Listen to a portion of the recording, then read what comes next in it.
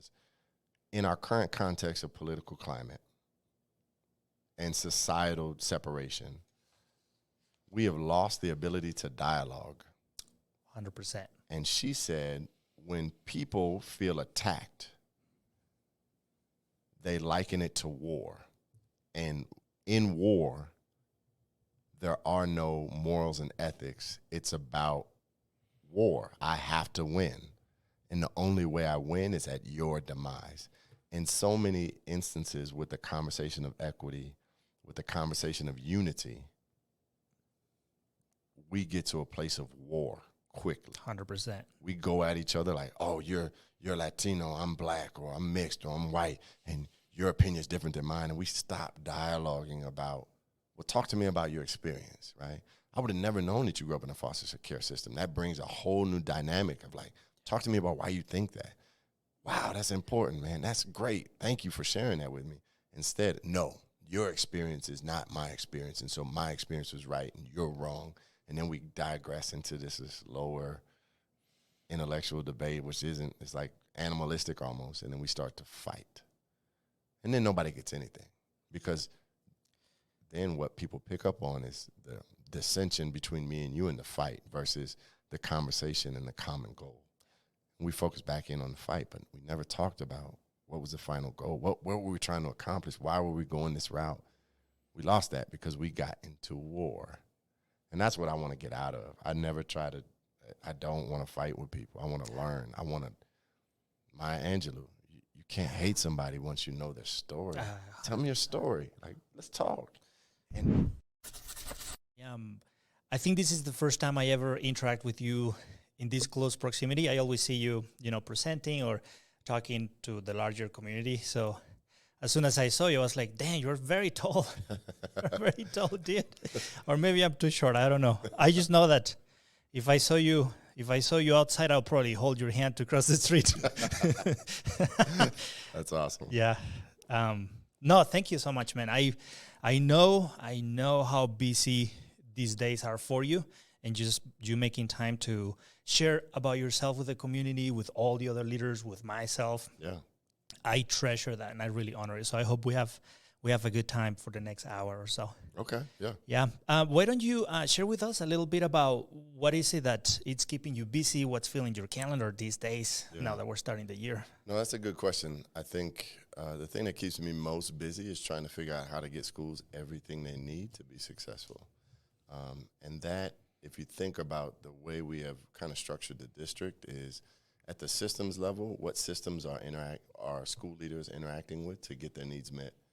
What systems are staff members interacting with to understand how to meet the needs of kids, how to meet the needs of schools? And then what systems are students interacting with to get their education? And so I'm really big on systems, and A equals B, C divided by E equals X, right? And so many, I love that puzzle piece. And so it really is about how do we create the best system for kids to thrive in Denver Public Schools. That's the hardest part, is to understand how, if you put something into a system, what's the input, and then what's the outcome, and then what's the output that you're going to have, right? And I think I said those backwards, but it's the output and then the outcome. And so how do we make sure that we are creating throughout Denver Public Schools, in the complexity of each neighborhood and the complexity of every place, every school, the individuality, how do we create systems that allow people to thrive? And that's fun. It's fun in the sense of you get to interact with so many cool people, meet so many cool people, do so many cool things, but there's a lot. It's a complex task. I can only imagine, especially a district as big as DPS, we have over 90,000 kids, hundreds of schools. And I assume that you're talking about systems for, I guess, social emotional learning and making sure that kids are taken care of with their social emotional needs, but also academically. Yeah, I mean, it spans, if you think about a classroom and you think about who's in a classroom, you're going to have kids with IEPs, behavior issues. You're going to have teachers who are novice. You're going to have teachers who are veteran.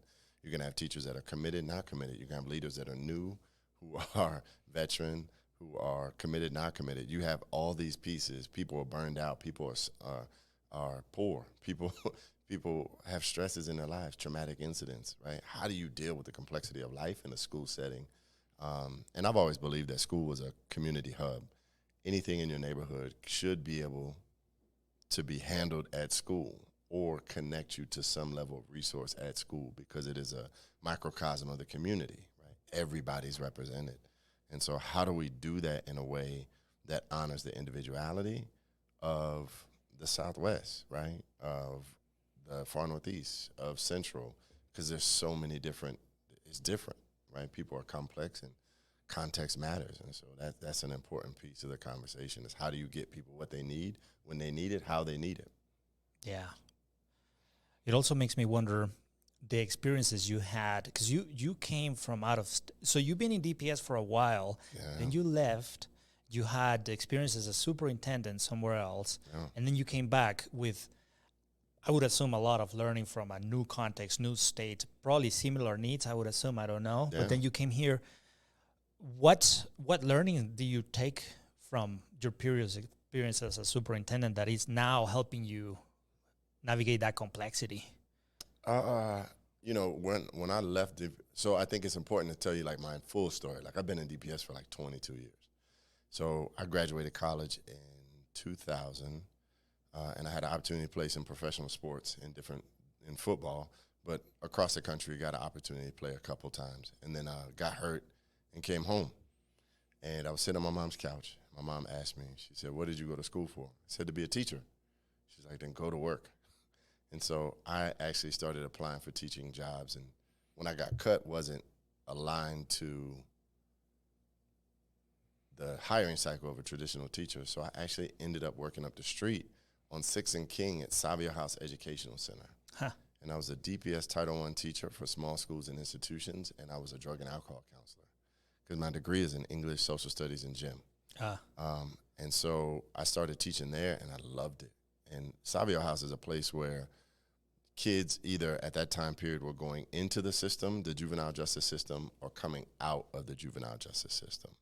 And so as a Title I teacher, I had an opportunity to interact with all types of kids. I mean, rich kids, poor kids, Black, Latino, Asian, African, immigrant, all types of kids. And they taught me so much. And from that experience, what I really started to see is how they were disenfranchised from an early phase, right? So it wasn't about intelligence. These were some of the smartest kids I've ever met in my life.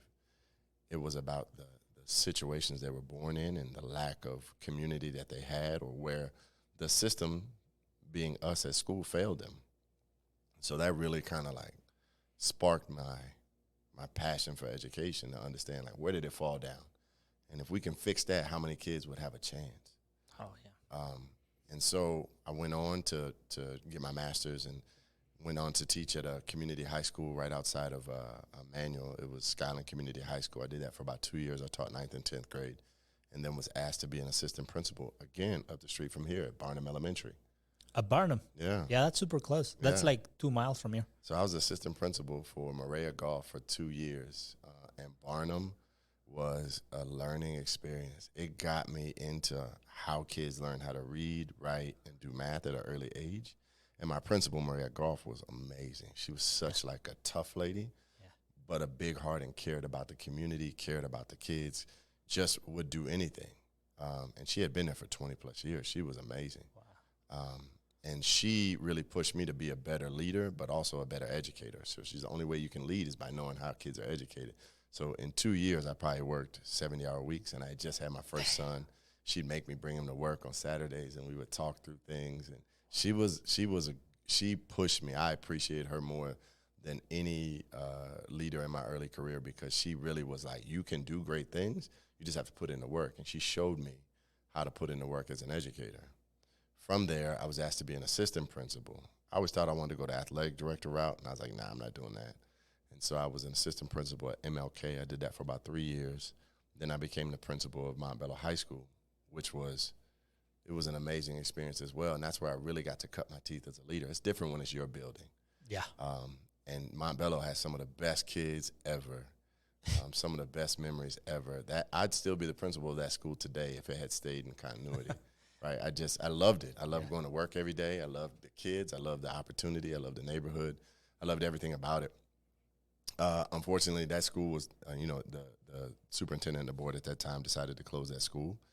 I then went on to be the principal at MLK, and again was a labor of love. Love what happened at MLK, the opportunities that we had to really just invest in kids and invest in a community.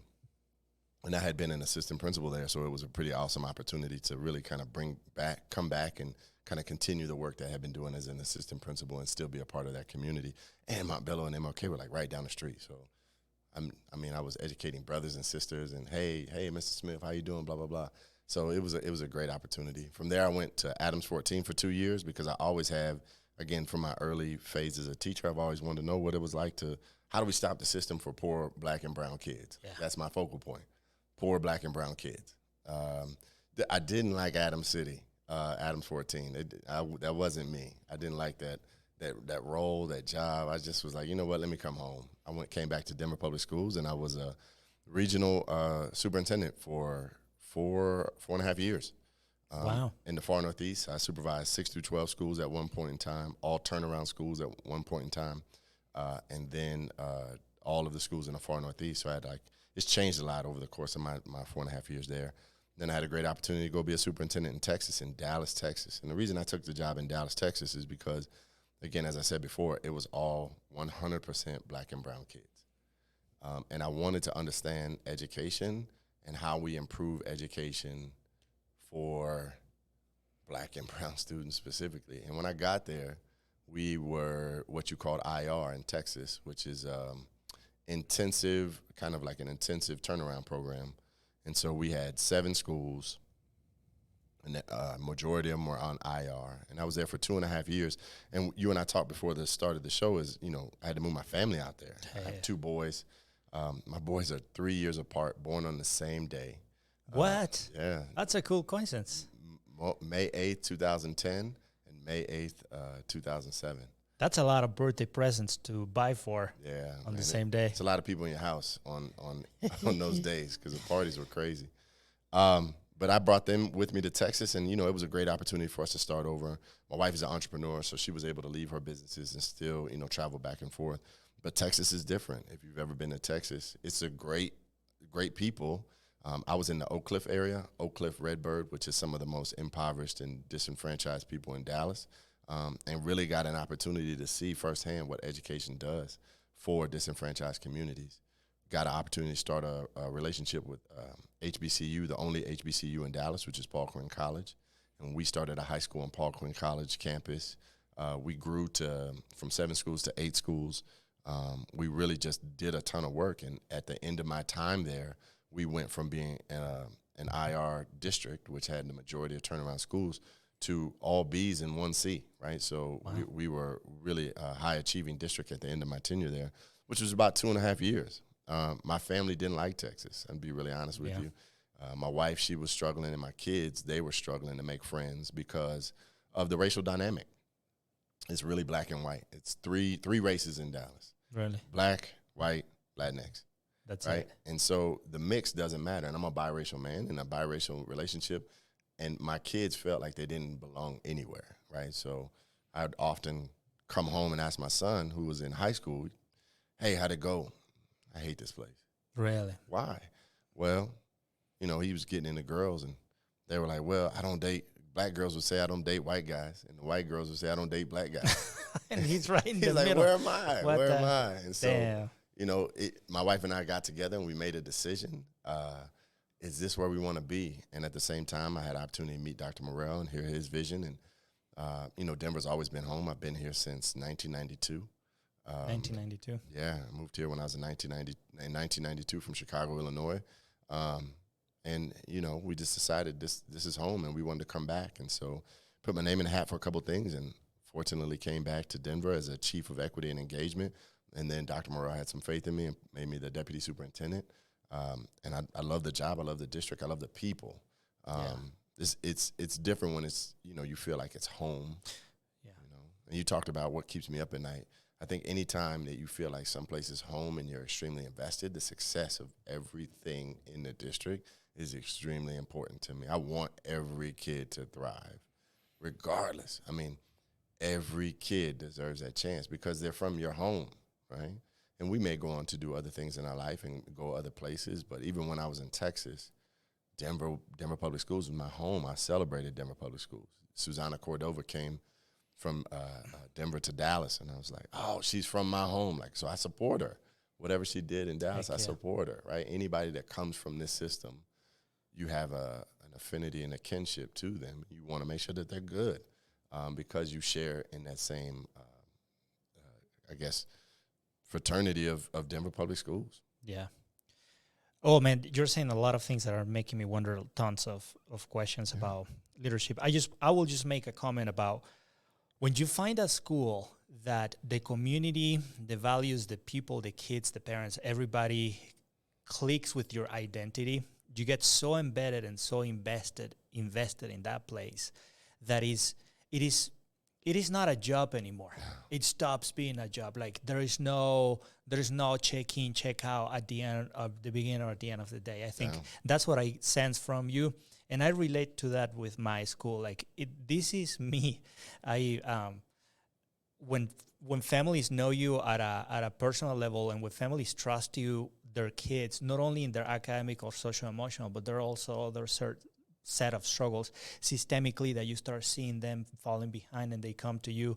It gives you this really big sense of responsibility, and it shapes your perception of your job. And I think that's how I interpret what you're saying about your time being a principal here, and now you're carrying that with you in this big role that you have. Like you feel it's not a school that is personal to you. Now is the whole district keeping you up at night and trying to figure out opportunities for those kids. Yeah, I mean, so much impacts it. And it's funny you say that. When I was a principal at Montbello, I was embedded. I got there at 4:30 in the morning. So my mentor, Mr. Wilson, who used to be the deputy superintendent a while back, when I first got the job, I said, Mr. Wilson, how did you do this job as a principal? And he said, Tony, I would get there at like 4:30 in the morning, and I would work till 7:30 at night, and then do anything I had to do afterwards. I would do that 5 days a week, and I would come to work on Saturdays, and I'd do like half a day, and then Sundays I wouldn't do anything. And so I was so excited and believed in Montbello kids so much that that's what I did. My son was born when my youngest son, Evan, was born when I was a principal of Montbello High School. And ironically, about 3 weeks before he was born, I tore my Achilles. And so I had surgery, and I was riding my little scooter through the halls, and my wife says, hey, I'm going into labor.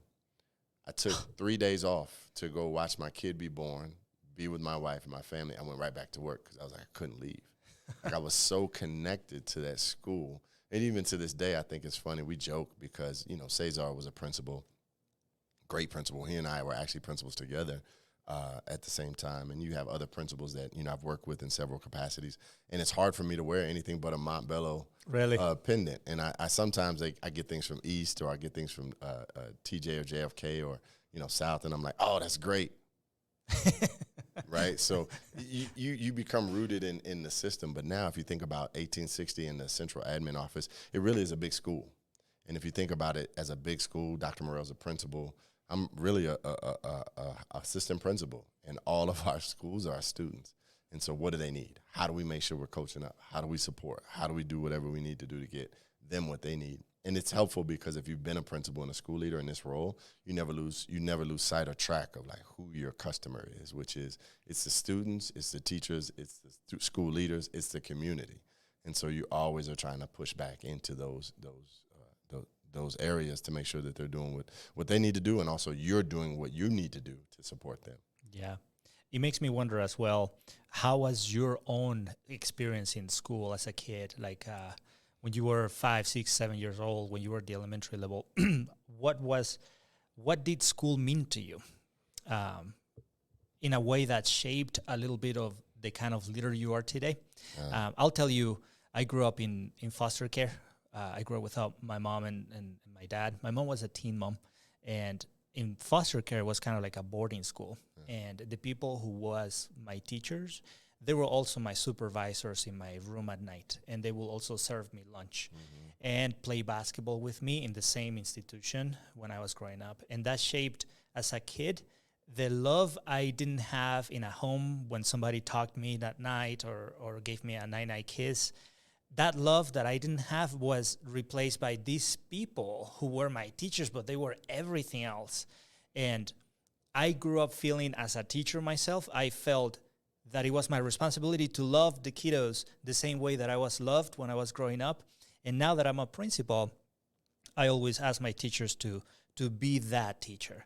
And that teacher, in a positive way, means you're here to love these kiddos. You're here to get to know them at a deeper level. So when you meet their needs, it's not only how to add and subtract, it's also the kid gets up super excited to come and see you during the day. And that's kind of like my kid, the kid I was, how my bucket was filled. And there was also ugly things that happened that also taught me what not to be as a teacher. But it makes me wonder, when I listen to your story and somebody who's so committed to the success of every kiddo, what kind of kid you were and how that shaped your vision of schools. Yeah, that's a good question. I haven't really thought about what kind of kid I was. So I think the important part, similar to your story, is I grew up in a divorced household, and both my parents were really poor. My dad, best person ever, I was raised by a single dad, right? And my mom never graduated high school, but she's probably one of the smartest people I know. Read thousands of books. Just school wasn't for her. She was like, I don't want to be here. And so she dropped out when she was like 13, and she just went on to live her life. She met my dad. In Chicago? Was that in Chicago? This was in Illinois, right? Illinois. So my mom grew up in Palatine, Illinois. My dad was, he went to Grambling State University and in Grambling, Louisiana. He grew up in Louisiana, Southern boy. If you know anything about Louisiana, it's not a lot there. It's not a place you want to raise a family into. There's a lot of poverty. Great people, but there's a lot of poverty. And if you're black in Louisiana, I mean, it's a dichotomy. Either you're middle class, I wouldn't even say rich, middle class, or you're poor. And my dad fell into the poor category. But the one thing they did have is they had a tie to education. My grandmother, she was kind of like the resident supervisor of the dorms, the women's dorms in Grambling. So all my uncles and aunts, everybody went to Grambling State University. And so my dad, he went to Chicago his senior year, spring break his senior year. He went to Chicago to see his aunt. And he got to Chicago, and he's like, I love it. Never went back. Really? Never went back. After spring break, never returned to Grambling, just didn't clean out his room, just stayed. Was like, I'm here. And so my parents, in Chicago, Illinois, white woman, black man, they met, they got in a relationship and had me. And the stresses of the world and poverty and all these pieces played a part. They didn't stay together. And so, I was constantly bounced back and forth from my mom to my dad. My mom, I lived in Louisiana, I lived in Chicago. I lived in Louisiana, I lived in Chicago. So I moved back and forth. And then my dad got really sick and sent me to live with my mom in Bolingbrook, Illinois, when I was like 13. And he had a heart failure, a heart issue. And so I stayed with my mom for the majority of the time, and we moved here to Denver when I was 14. That being said, I never really had the experience that you talk about with, like, really connecting with somebody, because I was at a school for this year, this year, just moving. And so, like, I learned how to deal with people really well, right? Like, I'm pretty adaptable. I'm pretty, I get along with everybody, right? Because I had to make friends quick. But I'm also, like, very introverted, so I don't let too many people really have a lot of acquaintances, very few friends, right? And those friends have been with me for 20, 30 years, right? Long time. Because that's my grounding, right? And so when I got to Colorado, it was a different experience because, again, I always joke with people, but back then, I was born in 76, I'm 45 years old. Back then, being mixed wasn't the cool thing it is now, right? People aren't like, oh, mixed kids and interracial relationships and all this. No, it wasn't that way. People were always saying, what are you? What are you? I mean, I've been called black. I've been called Persian. I've been called Mexican, Puerto Rican, Dominican, Cuban. I mean, everything. The only thing I haven't been called, and it's ironic, is a white man. That's interesting. Yeah, and so when I get to school, I mean, that's probably 30 to 40% of my time was, like, trying to explain to people, like, my mom is white, my dad is black, because they would see me with one of my parents and they would just be like, you don't look like either of them. And so what it did is it forced me to just really own and understand my identity. But I think the other piece in education, what it did is, depending on how people saw you, was the level of expectation they levied on you. Oh my God, that's such a good point. Yeah. So if a teacher saw you as a black kid, I got lumped in with all the black kids, and they were like, well, I don't know if you're smart. Or, you know, if they saw me as something else, they would, I mean, I can't even recall the number of times a teacher would come up and just speak Spanish to me, and I'd be like, yeah. And I started to pick it up. Like, I didn't say I couldn't speak Spanish. I just started to pick it up and was like, yeah, okay, perfect. Wow. Because what you understand in this phase is you see race from all perspectives. I sit in the middle of it. I don't sit on one side or the other. I sit in the middle. Right in the middle. And it was fun. That being said, I was an okay student. I mean, in high school, I think the thing that got me through is when I really grasped my athletic ability. And the funny story I actually tell kids is I was playing football my junior year, and we played Lakewood High School. I went to Stanley Lake High School. And that in itself was very interesting because it's 88% white, 10% Hispanic, and like 2% black. Wow. And so first day I got to the school, the basketball coach comes up to me. He says, can you dunk? And I was like, yeah. He's like, show me. Now, mind you, I'd just been in the school 15 minutes. Wow. He pulls me out of class, takes me to and I dunked the basketball for him. He's like, can you shoot? I was like, a little bit. He was looking at me. This was football season. He's looking at me as whether or not I'm an athlete that can help him. And so that was weird. Like, looking back, you can see like the microaggressions and the racism. And Mike Freenfrock, great guy, but he didn't know what he didn't know, right? How that made me feel. How that I'm minimized to an athlete. So he was kind of trying to just use your talent for the benefit of, instead of seeing you as a human being who is just been here for 15 minutes, who maybe dunking a basketball is not the list of priorities for this kid. Where's this kid going to fit in? Does he know anybody, right? And so I was saying before, I rushed for 306 yards against Lakewood High School, and people were like, man, you're really good. Damn. The first time I ever saw my counselor was the Monday after. He said, you're really good at football. You may get some offers to go play college football. Where do you want to go?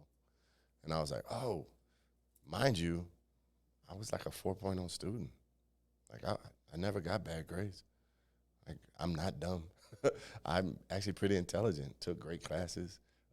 You know, as with every kid, didn't try at times, but on my ACT, I got like a 28. Like, I'm not dumb, but nobody said like, hey, you're really smart, you should be a doctor. You're really smart, you should be a lawyer. You're really smart, you should be an engineer.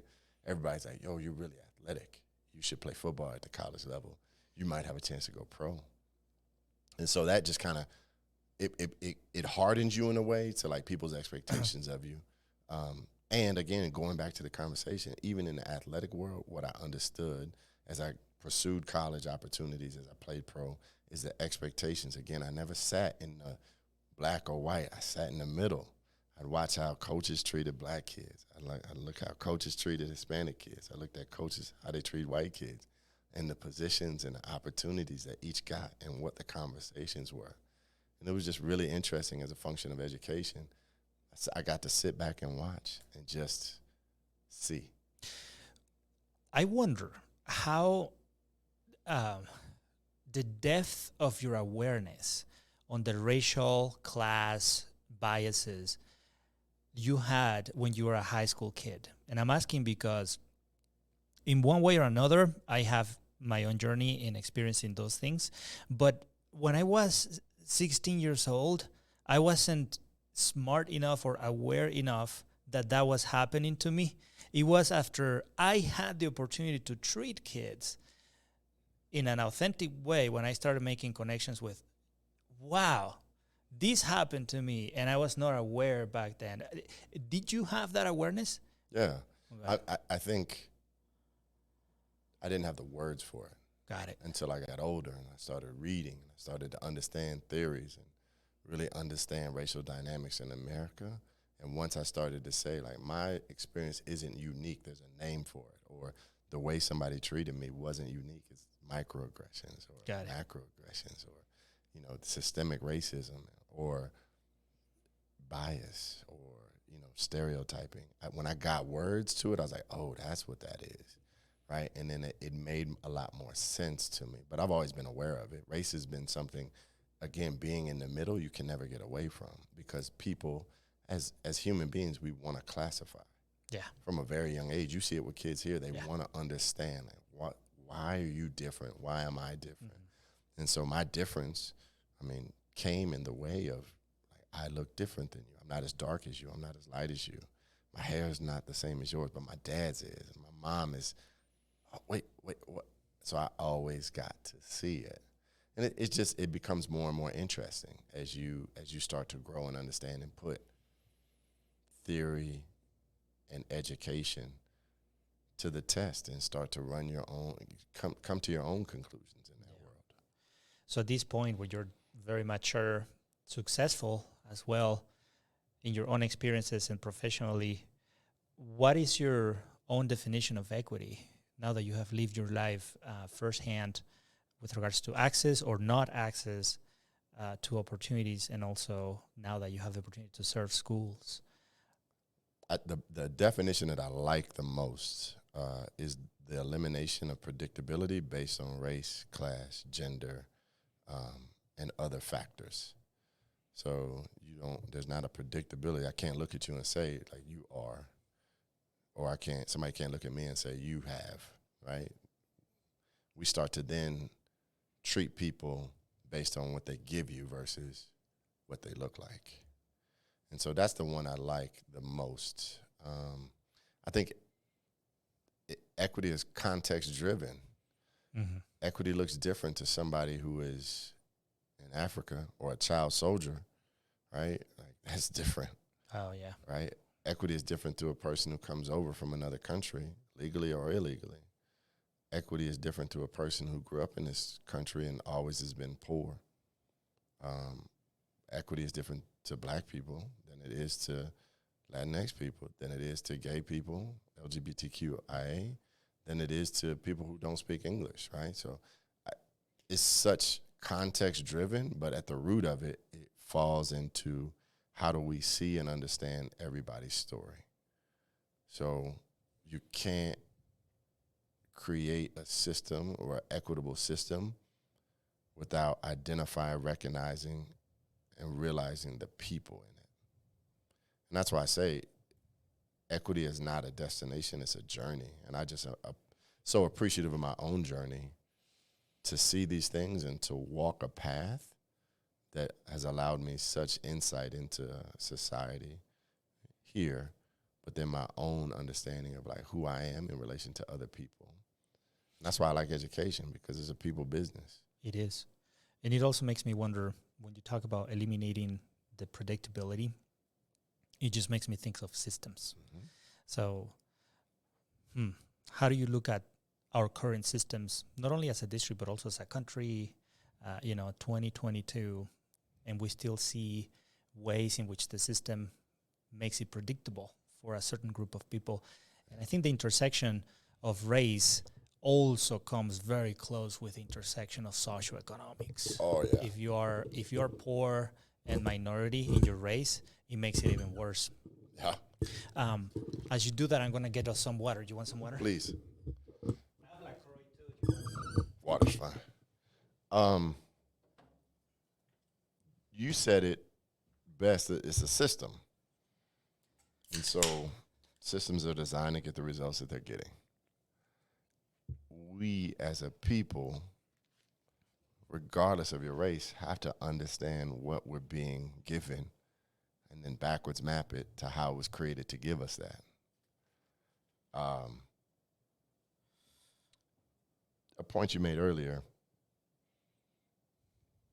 there's inter and intra racism, like the idea that equity is just inter racism or inter dynamics, i.e. black versus white versus Hispanic versus Asian. That's only a small portion of it.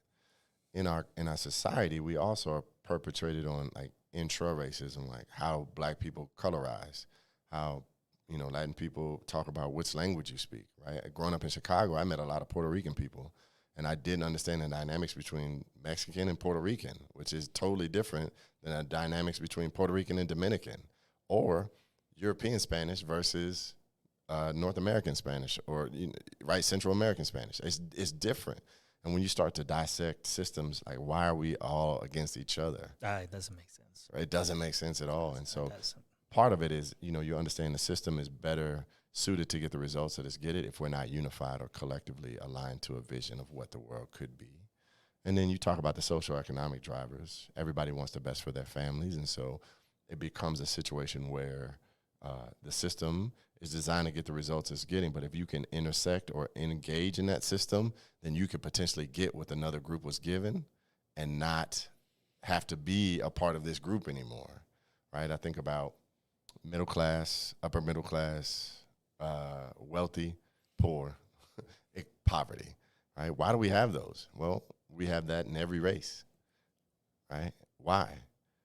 Because people don't reach down and build other people up, or they don't teach what they've learned, or they don't spread that message.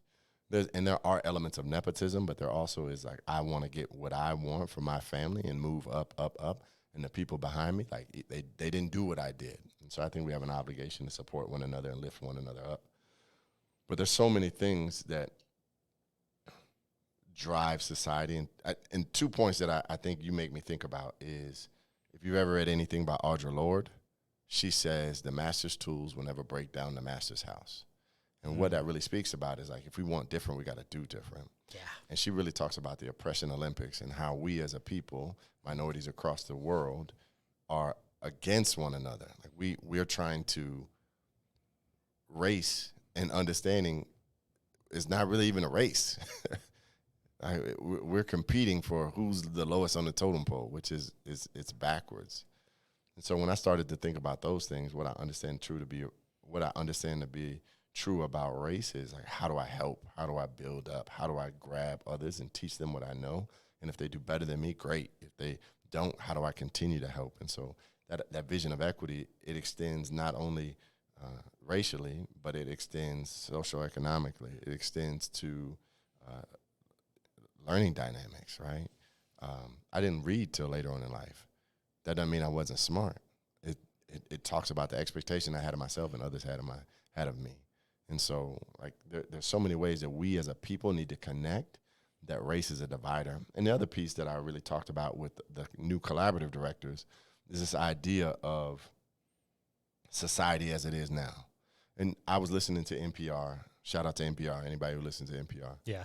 But they had a researcher on there, and I don't recall her name, but the concept that she gave us was, in our current context of political climate and societal separation, we have lost the ability to dialogue. 100%. And she said, when people feel attacked, they liken it to war. And in war, there are no morals and ethics. It's about war. I have to win. And the only way I win is at your demise. In so many instances with the conversation of equity, with the conversation of unity,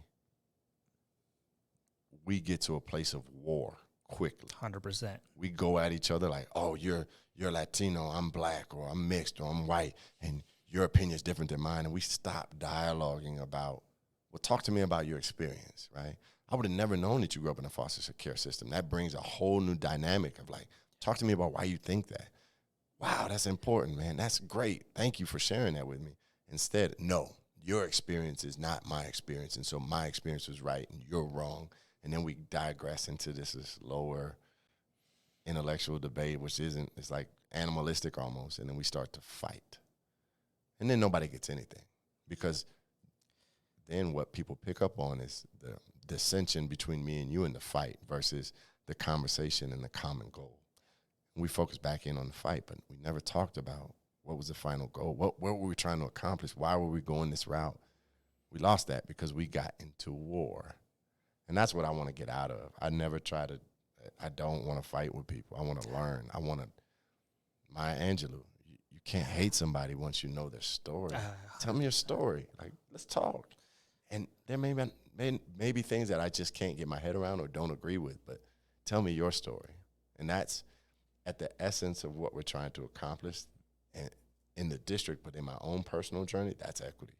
100%. Because I treat you based on you. I understand you. I have a relationship with you.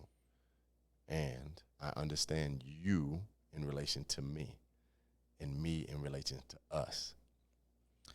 DCIS used to say, in Lakesh, right? And at first I was like, no, that's a corny statement. And now as I get older, I really realize, you're my other me. You're my other me. And so how do I get to know my other me? And there's so many opportunities. If I were to clip the things you said in the last 2 minutes, that is exactly the purpose of this podcast. Mm-hmm. That is exactly what I want to do for the rest of my life. I want to find a way to connect with leaders and learn their stories and understand their visions and their actions from a piece of their identities. And make sure that when we talk with each other, we realize that we have 99% things in common. And there is just the 1% of things that we disagree with that make us tribal, that put us in a corner with our spears and our helmets ready to go against the other. Ideologically, hopefully we never get to physically. I am Venezuelan. I've seen where this path take us, unfortunately. But that is exactly the point. Understand that our stories, our experiences, and our desires, especially with kids. When we're talking about kids, they are like the most beautiful, mystic, divine creation of the universe. Nothing has been created in a way more special ways with so much potential than the brain of a 4-year-old infant. Yeah. Like, this is like the most beautiful treasure that a parent can trust you. How can we get all the bullshit out and just develop that beautiful little brain and heart with the capacity to change history? Literally. No oil, no mining company, no rocket to Mars, nothing can change the course of our human species than focusing on the brain and development of a child. It always blows my mind how, as a consequence of our tribalism, as a consequence of I'm upper middle class or I am from this race, I'm going to do what's best for my family or for my tribe, and then everybody else forget about it. And I just try to climb to the top when really it is our kids, it is our babies, their brains, their hearts, their ability, their potential, what is going to get us out of any potential problem that we might face in the future. So, man, I really love that insight that you're giving, because I resonate with it 100%. I think, and you and I talked about this before the show started, was you have two boys. I do. I have 2 boys. And the piece that I look at every day that motivates me is them. Yeah. And my oldest son, similar journey to me, looks like me. He's my size. He's a big kid. I watch his interactions with the world and the questions that he comes back with, and he's so much smarter and brighter and more adept than I am. Really? But we also, my wife and I worked extremely hard to make sure that they didn't grow up in the same conditions. Like, we're more stable. They don't move every year. They have a 2-parent household. I had a dad, I had a stepmom, I had a stepdad, I had a mom. I had so many dynamics in the family. Messy. It's crazy. But the one that really teaches me is my little one, my blonde hair, green-eyed black kid. And I say that because he looks white, skin, hair, but he has black features, right? And people are always asking him, what are you? He goes, I'm human. There you go. Right? Like, I'm Evan. And he just has such a love for the world. Even his brother, like, he teaches his brother to, like, they're just a good person. Like, he's like, why is that? Like, I want to know. Tell me why your accent's like that. Like, he's so curious in the world. And what I've seen is that when he does it, he breaks down people's insecurities and it's just like, tell me about yourself. Like, oh, I got green eyes, right? So he's just so excited to learn. And that reminds me, like, oh, it's possible. It's possible. He reminds me it's possible. So It is, man. It really is. Here at CMS, at my school, our values are kindness, community, love, perseverance, fun, and it is possible. Oh, yeah. You see the kiddos. We as adults are the ones who sometimes we need to get out of the way. Man. With our attitudes, with our resentments, our biases. We just want to put it on our kids too. Yeah, our fears. Sometimes in our thirst for justice, we focus on revenge, and that get us out of the way. So, man, how do you fit, if it is possible, how do we fit the idea of Black excellence within the framework of equity? Is it outside of equity? Is it inside of the same idea of seeing everybody individually? Is there a connection between Black excellence and equity? Do we have to talk about both of them? Is one of them more important than the other? Like, there are so many things that I just always think about. I think that's the intersection of a lot of different things we talked about, which is equity, which is systems, which is people and perceptions. I think in America, there is definitely, in this conversation of equity, in my noticings, there's an anti-Black sentiment in America. And so I haven't traveled abroad as much as I'd like to, but from what you read, there's also anti-Black sentiments worldwide. I think the ability for us to engage and embrace that part of our history is a story that has to say Black. We have to be able to say Black is a part of the American dream, American story, American experience. And in many cases, we're so reluctant, particularly in education. And if you think about it, put this to the test. We talk about kids of color. We talk about marginalized groups, but we never talk about Black kids, right? And so I think the idea that Black excellence is embedded into equity is absolutely the reason why we talk about equity, because it's their story. And how do we recognize that Black hasn't been served by education? And it's not a coincidence that across America, the highest gaps are between white and Black kids, right? We see the system at play, and we do little about it because we feel like, and what I've experienced is people feel like if we do for them, we're not doing for everybody else. Well, again, let's talk about equity. What's the true definition of equity? And if we want to reduce or eliminate the predictability, we have to do more for them. And that's okay. Black is beautiful. Black is okay. It's great to be Black. And for so long, our country, our systems have pushed that down as not good enough, not able, lowered the expectation. And so I think you have to talk about Black excellence to remind people that Black is excellent. And in many cases, the way our system is designed is not to recognize the excellence.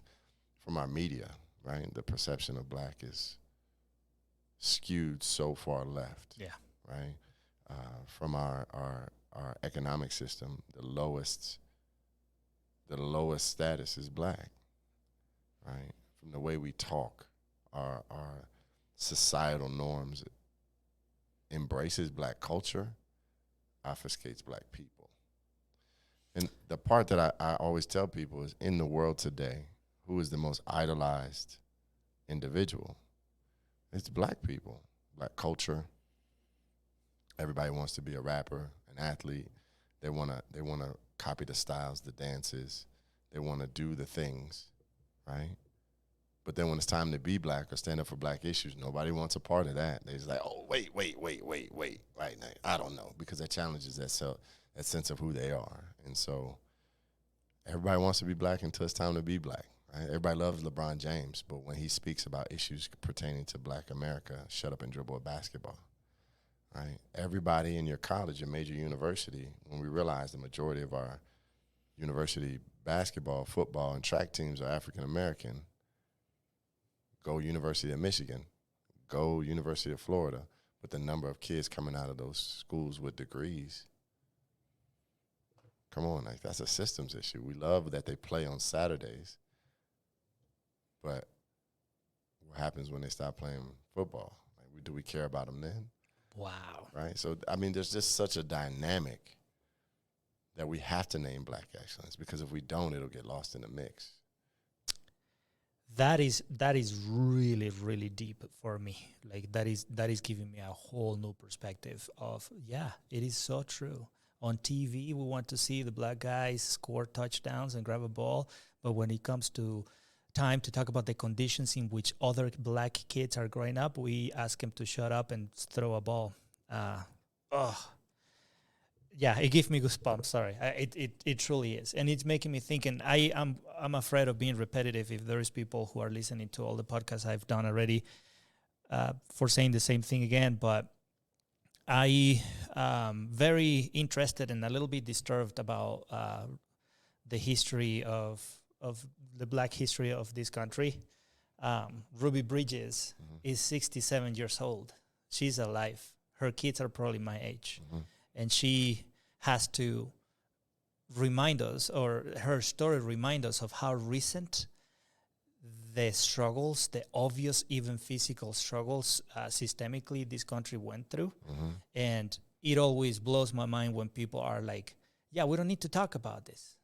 All life matters. Or, like try to dissolve or dilute the fact that this country's history and the way we treat each other with regards to race is super recent. It happened yesterday.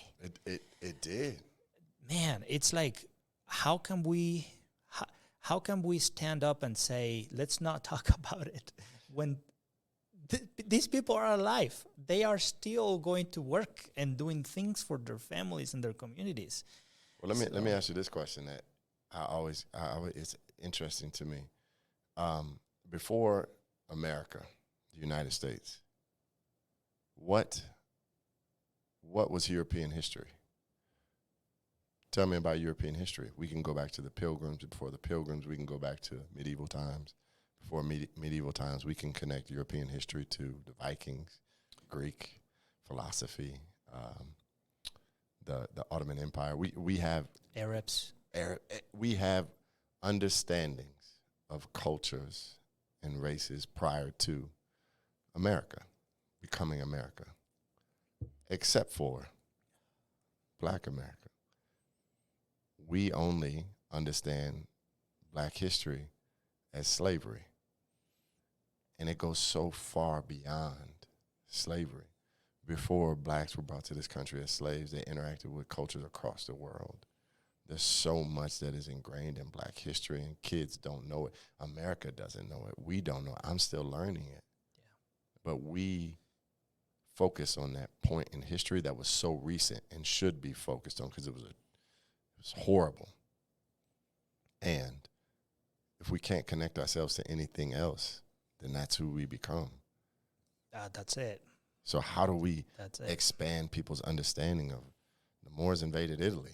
Right? The Moors were Black people. Some of the richest people in history were Moorish. Yeah. Right? They took over Spain for like probably 400 years. So even in that context, when you start to understand history and see Black and Black culture and Black people as just more than slaves, how does that change your perception? 100%. Right? But only in America, or in America, we only see Black people as descendants of slaves. I just speak for myself. No, I'm so much more than that, right? Descendants of kings, emperors, people who contribute to human civilization. Yeah, that were the founding building blocks of this civilization. Yeah. And to minimize me to a slave, nah, I'm good. I know who I am way beyond that. Yeah. So if we can empower people to challenge that narrative with first in themselves, and then externally, imagine how the world shifts. Amen. I do want to do a plug for whoever is listening that knows someone that can come and educate me and the audience on Black history beyond the U.S., beyond the history that we already know, and can give me like a more colorful, comprehensive, deeper perspective of the history of Africa and America, and those interconnections, not only by labor but also intellectually. Mm-hmm. I would love to have somebody here that can come and do that. But I learned first by reading, but the best teacher I've ever had was my University of Colorado African-American studies teacher who was East Indian. East Indian. Yeah, and he taught me, he knew it up and down. And I was like, wow, he's not Black. Wait, he's not. Wait, what? And he was such a great man. I can't recall his name. I can recall his name, but if I say it, I butcher it. But he changed the way I started to see, and again, gave me that language. He started to give me that language that I so desperately needed to start to unravel some of the things that I was experiencing my whole life. Wow. As I'm South American, I'm from Venezuela, and there are 20 Spanish-speaking countries. That's what I was telling when you were talking about earlier about minimizing people by just one thing. They are Latinos. There are 20 countries. And that's just one silly fact, but the history of the relationship of Venezuelans with race is very, very different than the relationship of race here in the U.S. as it relates to black people. Obviously, there are Native Americans in Venezuela, there's white people in Venezuela, but nobody is pure white or nobody is pure, like here in the U.S., people are able to keep like their family lineages and talk with pride about those things. Venezuela has over 500 years of racial mixture, 500 years. Like there is everything you can imagine with regards to the way you look at. So the relationship with race, it is very silly to think hierarchy, like I'm better than somebody with my different color, because we all have some of everybody else. But what is clear is the socioeconomic differences. There are very rich black people, very rich white people, and they are the creme de la creme. Everybody else is poor. So if you're poor, you're screwed. The opportunities, the equity, the access that you have, the conversations around systems. In Venezuela, I taught in Venezuela for multiple years. The conversations we had there about the systems that we're trying to fix here looks different in the sense that it's not only about solving a racial issue. It's a socioeconomic. Yeah, and it's also a human nature thing, man. Yeah. Like Dostoevsky says that the line that separates good and evil is not the line that separates political parties. That line that separates human good from evil, it's in the heart of every person. We all have the capacity to be tribal, to just sit on this corner and fight, or we have the capacity to extend our hands to those who are next to us needing a hand. Yeah. So, man, it has been a pleasure. Same. I appreciate the opportunity. Great pleasure. As we close up, I know that you have to leave soon. Is there a final message you want to share with the DPS leadership and beyond? All the leaders that are looking up to you, to your leadership, your work, your trajectory. What can you share with all of us that can get us going for this year? Invest in people. In every interaction, endeavor to leave people with their dignity. Make it better than what you found it. You know, my trajectory is only as good as the people who have invested in me, and so I try to invest in other people. And so if I see you, please connect with me. Like, I want to connect with you. Because, again, the only reason I'm sitting here is because people believed in me. And they pushed me, and they told me, and they supported me, and they lifted me up when I was down, or they thought about me and sent me a great text. Like, they pushed me. Because leadership is hard. Like, leading people is hard. You talked about the tribalism.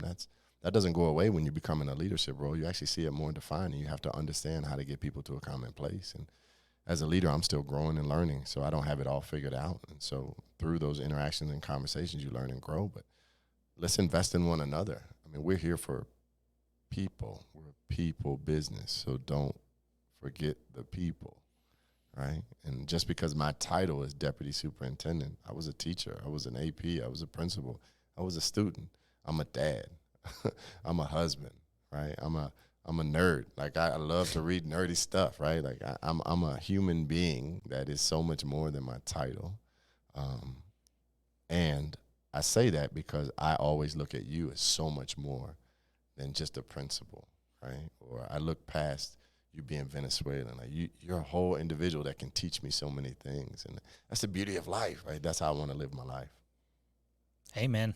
That's what it is. Well, that's very refreshing and inspiring. Definitely has been a pleasure. I will absolutely love to have you back in the future. We'll see how this year goes, and we'll stay in touch. I think everybody will love to hear this episode and learn from you. Well, so. I hope so, and if I can ever be of help, let me know. And if I can send people your way, I will definitely do. It's been a great experience for me. Right on, man. Thank you so much. Thank you. Thank you. Let's put this right here.